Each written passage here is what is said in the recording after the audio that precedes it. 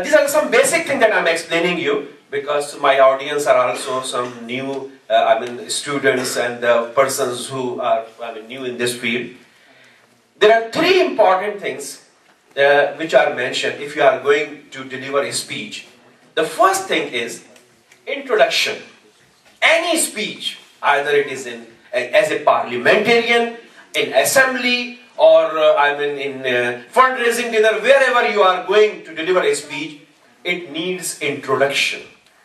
Second thing is the body of the speech, which says the detail. After the introduction, you have to support the topic with the body. And the third one is the conclusion. And conclusion is a part where you are going to give the message to your listener and reinforce it with the relation of introduction.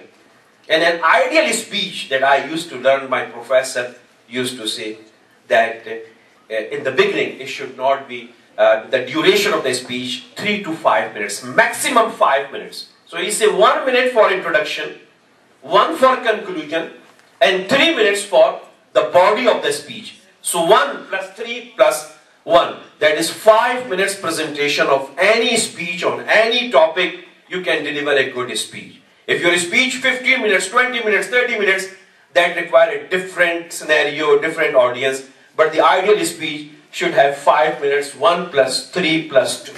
So these are the three important components of any speech: introduction, the body, and the conclusion. Now you see the triangle, the remarkable triangle of the public speakers or public speech. There is a message in each speech, either a speech belonging to science, technology, family life, anything. Three things. One is the message, the speaker going to deliver that message, and the listeners. And there is a direct relation. The relationship between speaker and listener is directly proportional. The speaker who is going to deliver a speech, there is a book which says, the title of the book is Know Your Audience. If the speaker doesn't know who the audience are, if I don't know that to whom I am going to speak, then I can't deliver my message. So the most important thing is the relationship between the speaker and the listeners. Who the listeners are, and what is the relationship, what is the cohesiveness between the speaker and listener. And another important quote in one of the book is mentioned, that this is a duty of the speaker, that he or she can open the doors of the heart of the listener and the audience and penetrate the message and create the soft corner. I am repeating, create the soft corners in the heart of the audience. Then there should be a direct and cohesive relationship between the speaker and the listeners. Then the speaker, he or she, can deliver an effective message in the minds of the listeners. So this is a triangle which applies to all topics of the world: speakers, listener, and the message. Now, in all books, most of the books, they explain the kinds of speeches. So when I was in my class before 12 years in Los Angeles, my professor was explaining.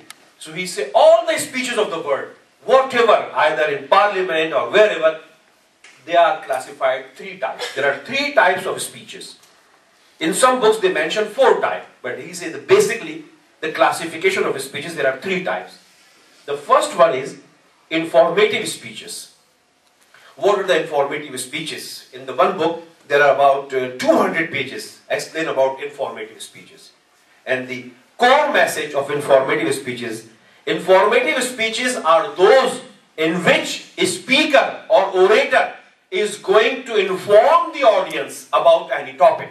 Like suppose I say, students, today I am going to explain you about pharmacy, what pharmacy is. Today I am going to explain you about the masajid in USA. Today I am going to explain you the Islam in USA. I am going to give you the information about any topic, about anything. So that is known as informative speeches. In the book they mention mostly the teachers, professors in universities, in colleges, they give the information to their students. And if the professor is a speaker, orator, debater, he is judged as the best teacher in class, even the class of 500 or 300 students. So informative speeches are those speeches in which a speaker is providing the information to the audience. Second thing is my favorite. Second, that is known as the persuasive speeches. In easy words, in some books they say the motivated speeches. You enhance the motivation level of your audiences. And that is very important. If you remember, if you watch television program, in some of the programs you see some of the persons, they are giving motivated speeches, they are explaining the religion. You know, the speaker is standing there and he is going to motivate the people, to motivate the students. The definition of persuasive or motivated speeches is that you are going to inspire your audience. You are going to give some message that you have to do it. Like, I'm going to inspire you, students. We have to offer our prayers regularly. Students, Islam is the best religion. Students, you can achieve your goals. This is your dream. You can become the best person in your education life. So I'm going to motivate you. So I'm going to open the doors of your heart that you can achieve it. Yes, you can do it. You will be the best students. So I'm going to motivate you. If you do it, you will be this, that. That is known as the persuasive or motivated speeches. Most of the speakers making millions and millions of dollars in US, I'm talking, they are the motivated speakers. They are going to motivate the people. I mean, you have to achieve, you have to do it.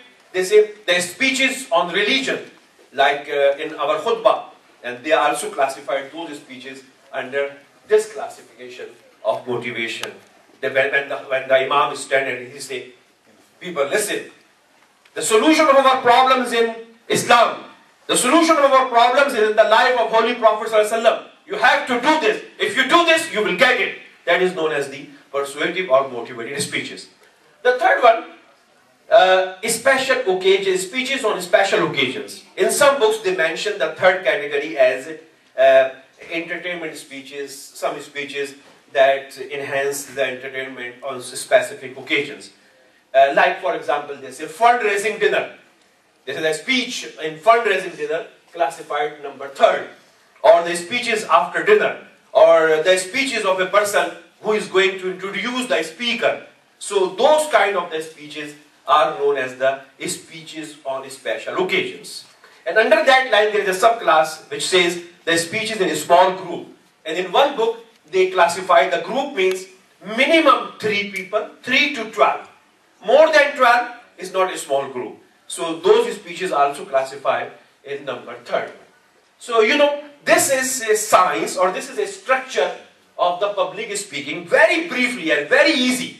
I have some more words, some excuse me, some terms which are explained in some books. I'm not going in detail, but you know, this is a difference between that how public speaking is a science and how one great speaker can deliver an effective speech in the light of scientific rules. The second topic in my presentation is intonation. This is maybe new term for some of you, that what is intonation? Right here. Intonation.